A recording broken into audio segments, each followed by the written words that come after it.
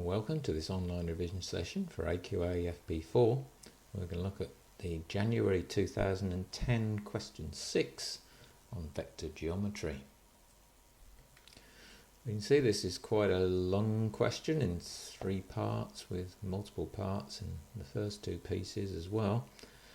Okay, so we'll look at each section independently. In the first part of this question, we're given 2 planes in its vector form where 6, -3, 2 is the normal to this first plane and 4p, p minus 2, 1 is the normal to the second plane. So part 1 says we've got to find the values of p if these 2 planes are perpendicular. Well, if they're perpendicular, then the normals will also be perpendicular to each other. And if the normals are going to be perpendicular, then the scalar product of those normals must equal 0. So we know that n1 dotted with n2, the 2 normals, must equal 0. So if that's the case, we can write down the fact that 6, -3, 2 dotted with 4p plus 1, p minus 2 and 1 must equal 0. So if we do the scalar product, remember it's the x components multiplied, added to the y components product and the z component product. So that's going to give us 24p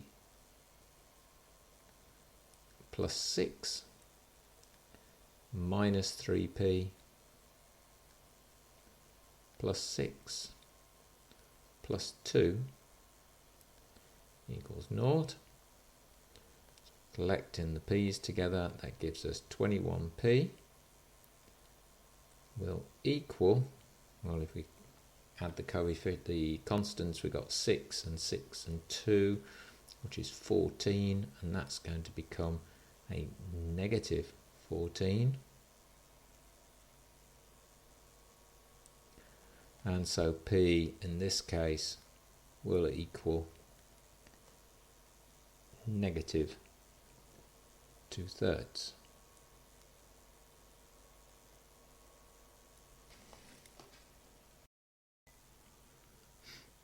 So then into part 2, we're asked to consider the values of p if these 2 vectors planes are parallel. Well, if they're parallel, then that must mean that the normals are going to be in the same direction. And if the normals are in the same direction, then one way we can check for that is using the fact that the vector product of those 2 vectors, if they're in the same direction, will be equal to the 0 vector. So if that's the case, we need to work out the cross product. So again, we can do that with the determinant, where we put I, j and k in the first column, and then the first normal 6, -3, 2, and then the second normal is the 4p plus 1, p minus 2 and 1. And that must equal the 0 vector.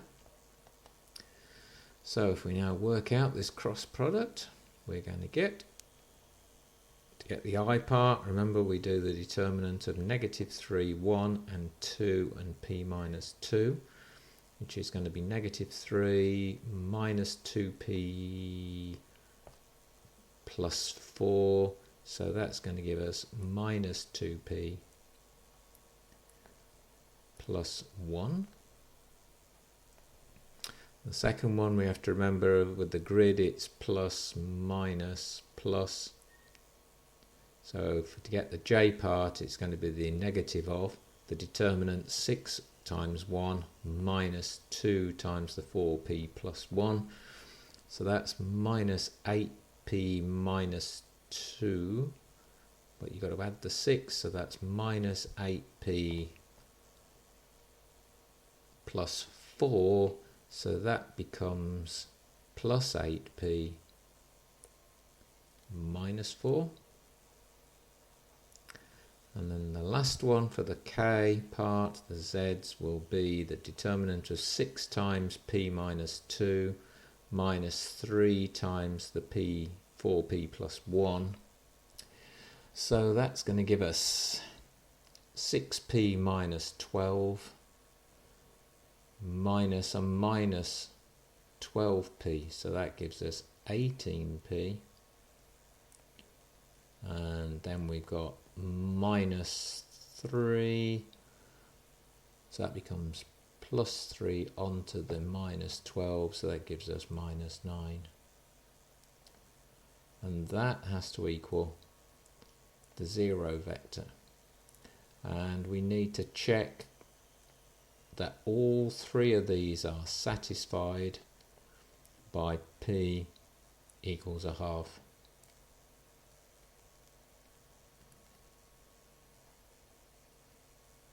And you need to say something about the fact that it fits in all three. Okay, just to make it clear, you understand that you found the value that fits quite clearly. So, allocation of the marks here, where you can see quite clearly. And so we will have, in this part here,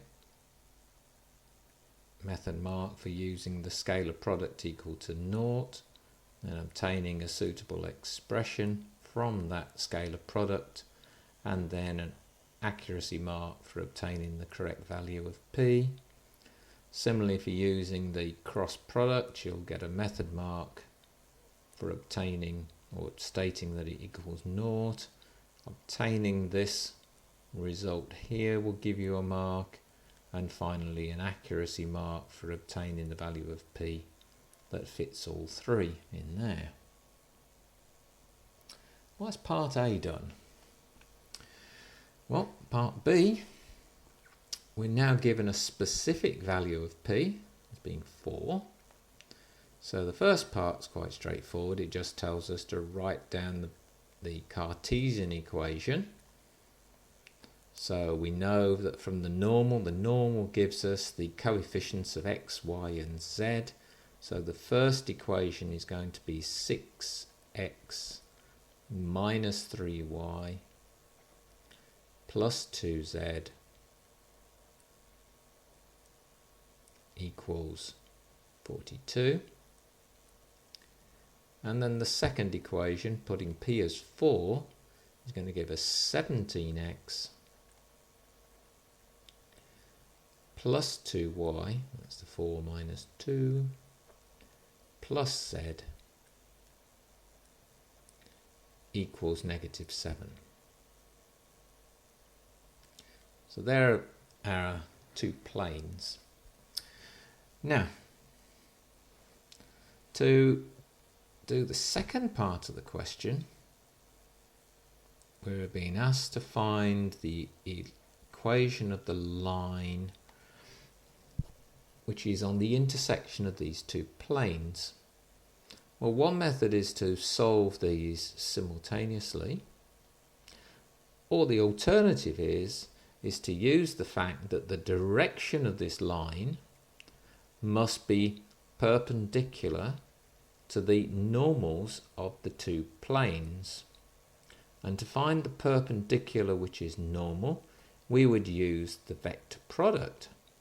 But we've already found the vector product if we look back on the previous page, because we know the vector product is this minus 2p plus 1, 8p minus 4, 18p minus 9.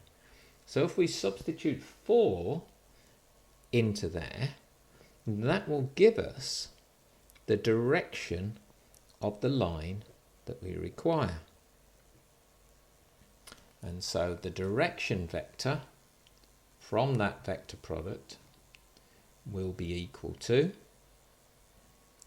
negative 7, 28 and 63. And of course, being a direction vector, we can scale that down by dividing through by 7, and put something that's a bit smaller. So we could have -1, 4 and 9. So we found that from the vector product in the previous part of the question. Now we need a specific point on that line. And so we can find that from this pair of equations. And since we know it's a line, then there are lots of points that fit. So we can choose a individual point that fits by, let's say, x is 0. Well, if x is 0 from this pair of equations, we then have the fact that -3y plus 2z equals 42. And we also have the fact that 2y plus z equals -7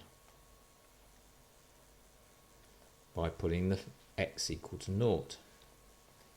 So if we now double that second equation and take the first equation away from it, that will give us twice y equals -56. So the y value is going to be -8.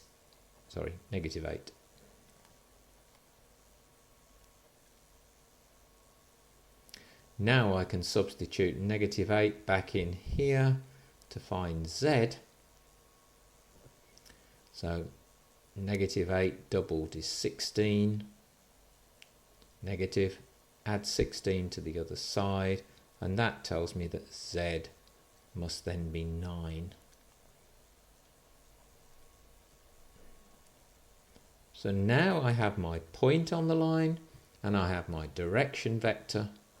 So I now know that the equation of my line is given by get onto the line and then add multiples of the direction vector.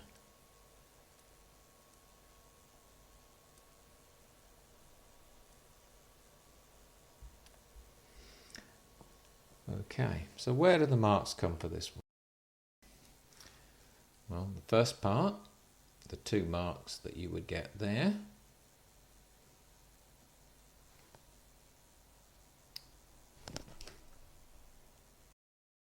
Would just be the correct statement in each case, giving you 1 mark.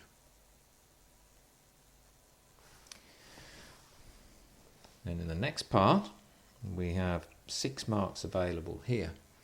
Well, firstly, for using an appropriate method to get D, this direction vector using the vector product, there'll be 2 marks for using a correct method, and then 1 mark for obtaining the correct vector.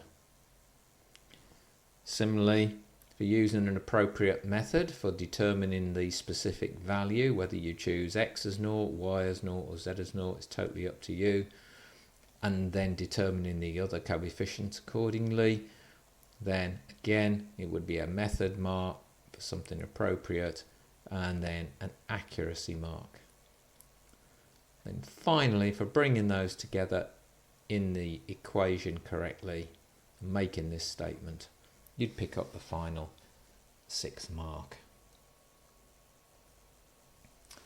And then finally into part C, you've been asked to determine a vector equation in this form. Now notice again, this is the equation of a plane where u is a point on the plane and v and w are 2 vectors which are contained in the plane in order to describe any position of a point on this plane.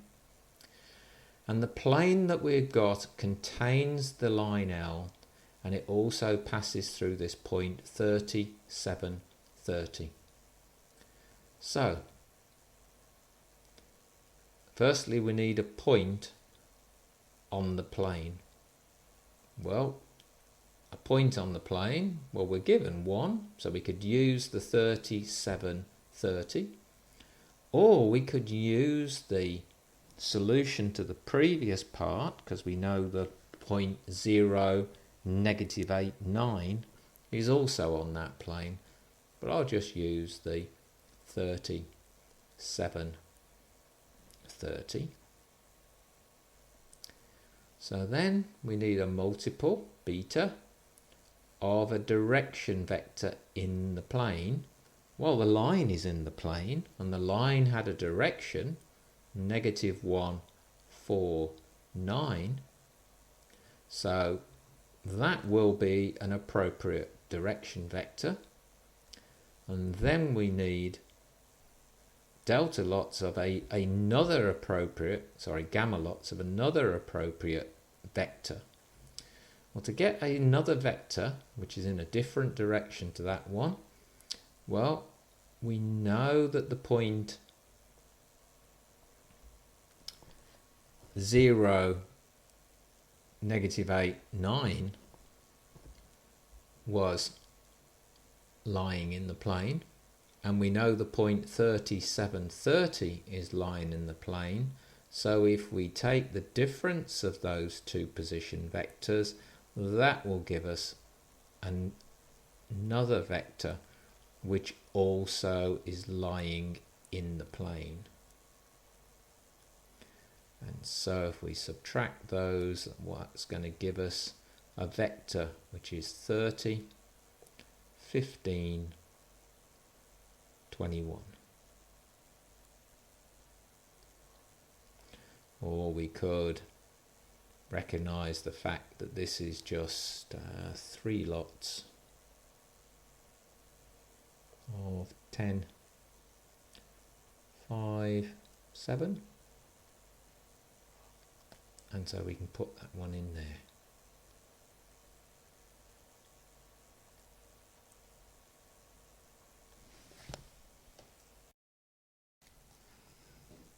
So the 2 marks that we require, it's really not clear in the mark scheme, to be totally honest, that I've got in front of me.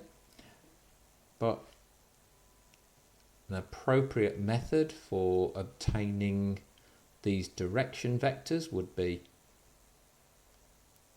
one of those marks, and for identifying a point that the plane actually passes through would give you the second mark. So you'd get 1 mark for this part and maybe 1 mark for this.